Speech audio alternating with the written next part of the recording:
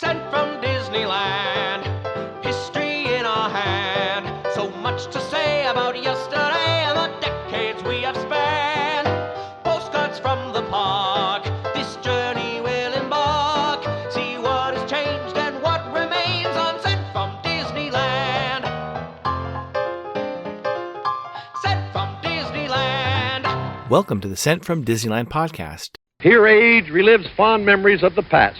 If it's your first time joining us, welcome. On this podcast, we'll take a journey into the past and explore Disneyland, Disneyland history, and more, with mementos, snapshots, souvenirs, and postcards sent from Disneyland, from 1955 to the present. Let's start by thanking my patrons from Patreon.com. You can join in at any level to support the show and receive snail mail from my trips to Disneyland and from my desk, plus some sneak peeks and bonus content. Special thanks to Random Olive, the first patron to this podcast, and to the rest of the e-ticket patrons, Tania, Eric Daniels, Monica Seitz Vega, Bill Dreffel, Scott Cagle, Russ Romano, Michael and Christina Cross, Angela Reynolds, and Sheila Harry. C-ticket patrons Serious Inquiries Only, Debbie Weinstein, Jennifer Schneep, Grace Coate, Patty Wolin, and Ben and Noel Bruning. B-ticket patron Joshua Bell, and to the A-ticket patrons Elise Sharp, Zealot Infinity, Alexis Robles, Angel DeBlock, Daps Magic, and the Beyond the Railroad podcast. I am your host, your post-host Clocky, and today we have 2 postcards sent from Disneyland. The front of our first postcard has an aerial view of Fantasyland. You can see the teacups, the carousel, the top of the Chicken of the Sea pirate ship, and the entrances to Mr. Toad's Wild Ride, Peter Pan, and Snow White. If you look closely, you can see the old gazebo and bandstand near the entrance of Frontierland. On the back it reads, "The magic and mystery of Fantasyland is caught in this scene from the courtyard of Sleeping Beauty's castle at Disneyland." It's postmarked June 28, 1956, with a Tustin cancel and a 2-cent red Jefferson postage stamp, Scott number 1033. I assume they visit the park on Wednesday, June 27, 1956, when park hours were from 10 a.m. to 10 p.m. The weather was a high of 81 and a low of 60. Park attendance that day was 19,975. It's addressed to Terry Hay and Wallace Hay of San Carlos, California. It reads, "Dear Terry, sorry I haven't had time to see you. I'm up here at Disneyland. We're having lots of fun. I've taken 4 rolls of film pictures, and when I get back I'll show you them. Love, Val Nelson." I chose this postcard because of the 4 rolls of film. I've started a second podcast with Mr. Daps from Daps Magic called the Photoniks, and we talk about vintage Disneyland photos. The trailer is out now, and I'll put a link in the show notes where you can listen and watch the show. Reading through more of Don Hahn and Christopher Merritt's book, The Happiest Place on Earth, I found a diagram of the original walkthrough version of Pirates of the Caribbean. Going through other books and magazines about the attraction, I found the same map in Jason Sorrell's book, Pirates of the Caribbean From the Magic Kingdom to the Movies, and in the summer 2007 issue of E-Ticket magazine, The Art of the Pirates of the Caribbean. The image in the new 70th anniversary book is larger and easier to see some of the fun details that might have been part of the Wax Museum walkthrough version of Pirates. The concept art was done in 1957 by Bruce Bushman. As mentioned on this podcast back in episode 39, Sent with Harriet Burns, the original concept for Pirates of the Caribbean was a walkthrough attraction in the basement of New Orleans Square. The plan shifted to a boat attraction after the success of It's a Small World. Looking at these early plans, the attraction was going to be placed near the back of what is now New Orleans Square and against the Disneyland Railroad. One change to the entrance are some of the shops that were planned on either side of the doorway. Just past the entrance was a booth for taking tickets, followed by another doorway leading into the ship room, with a gangplank allowing guests to board the back of the ship. The ship is similar to the Columbia, with the captain's cabin at the stern, with the rest of the lower deck open and showing the life of a sailor. Once in the general quarters, there would be wax figures of sailors fending off pirates attempting to board the ship and plunder the goods. Guests would exit the ship on the starboard side to appear to see a small shack as well as the bow of the boat. The water around the boat was listed to be 0 to 6 inches, giving the illusion the boat was floating next to the dock. Next, walking on a cobblestone street, guests would pass a grog shop and go into a building and onto a balcony to see a tableau of a burning city being sacked by pirates. Leaving that building and passing a palm tree, you would enter the grog shop. I've seen many Mark Davis drawings of pirates either plotting around a table on a map or bar fights in a tavern, which would have ended up as full wax models in the grog shop.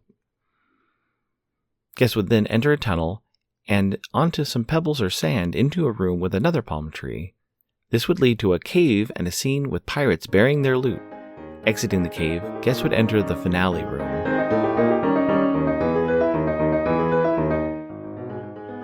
Add some flair to your mail by checking out stamps at Enfield Post. You can explore different stamp options on our Etsy site, grab some great deals by following EP Sunday Sales on Instagram, or create something special and have her design a stamp array for your invitation or celebration. You can head over to EnfieldPost.com and explore all the different vintage postage stamps you can use on your next card or letter. That's ENFIELDPOST on Instagram and EnfieldPost.com for your wedding and vintage postage needs. Enfield Post is the official postage stamp sponsor of the Sent from Disneyland podcast.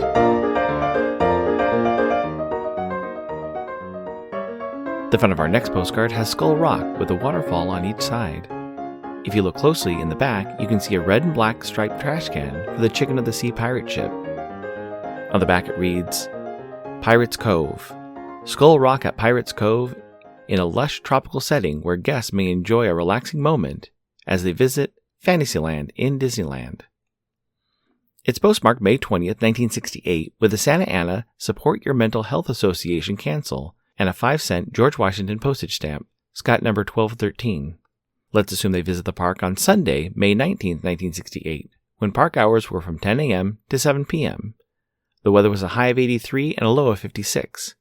It's addressed to Mrs. Helen McKay of Syracuse, New York. It reads, Hi folks, how are you? We are living out here now. Hope you both are well. Come out and see us sometime. Eastwood, Santa Ana, California. Mildred R. The finale room looks like it may have been a cross between the battle scene in the Pirates of the Caribbean now and the Blue Bayou section smashed together. The cave would exit and lead directly into a swamp surrounded by cypress trees. Guests would walk across a wooden bridge to the largest part of the room, and the attraction listed as the Battle of the Defense of New Orleans. This is a basic sketch, and the only other details listed are a few oak trees, a cannon, and General Jackson's headquarters. Guests would exit near the headquarters and near where the entrance and the ticket booth were.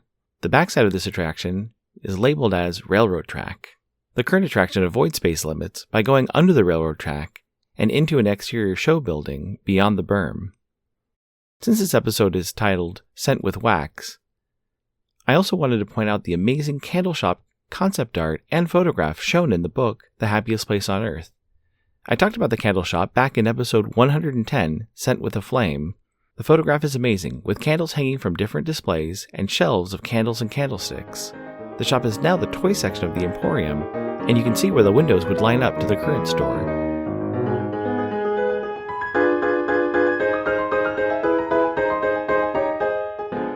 My incoming postcard is sponsored by the Art Throwdown. Art Throwdown, or ATD, is a craft hour on Instagram starting at 9 p.m. Eastern or 6 Pacific. Art Throwdown is a wonderful community of artists who love to share their craft, from creating sticker postcards and coloring techniques to intricate paper cutting and unique crafting. It's always a treat to watch a show and occasionally get some one-of-a-kind postcards from the group. Each host brings something a little different to each show. I'll list some of the regular hosts, or you can follow Russ Romano 2021 on Instagram. The front of my incoming postcard has a map of Ashland, Oregon, with a compass in the upper left-hand corner, and icons and names of several different Oregon Shakespeare Festival theaters, the Farmers Market, and the Welcome Center. There are a few major street shows, as well as the exact location of the post office. It's postmarked May 1st, 2025, with the Portland, Oregon cancel, and a freshwater fishing lure, Spoon Lure Forever postage stamp, Scott number 5963. It reads, Mail, mail, you've got mail. Come visit soon. Thank you so much for this postcard. This is from a very special postal enthusiast who I visited earlier this month. She enjoys playing a home game called Mail, Mail, You've Got Mail, which involves making postcards and handing it to her parents or guests they have over. She was excited when she got my actual postcard sent from Disneyland earlier this year. So this is a reminder that mail can be fun and fun mail is always appreciated. I love sending to kids who get a kick out of having something in the mailbox for them, especially a surprise magic mail, not for a birthday or a holiday. It also makes me laugh that this postcard sent from Ashland, the southern part of Oregon, still gets processed through the other side of the state in Portland, Oregon. I sent some postcards from Ashland when I was there, and they all had Portland postmarks on them. Thanks for listening to Sent from Disneyland. If you enjoyed this podcast, please subscribe and tell your friends. It would also help to leave a 5-star rating and comment on whatever podcast platform you use. If you'd like to support the show financially, please check out our Patreon page at patreon.com/sentfromdisneyland. You can find me on Instagram and TikTok at Sent from Disneyland, or my website, sentfromdisneyland.com. For questions and comments, send me a postcard addressed to Sent from Disneyland, P.O. Box 44, Hood, California, 95639.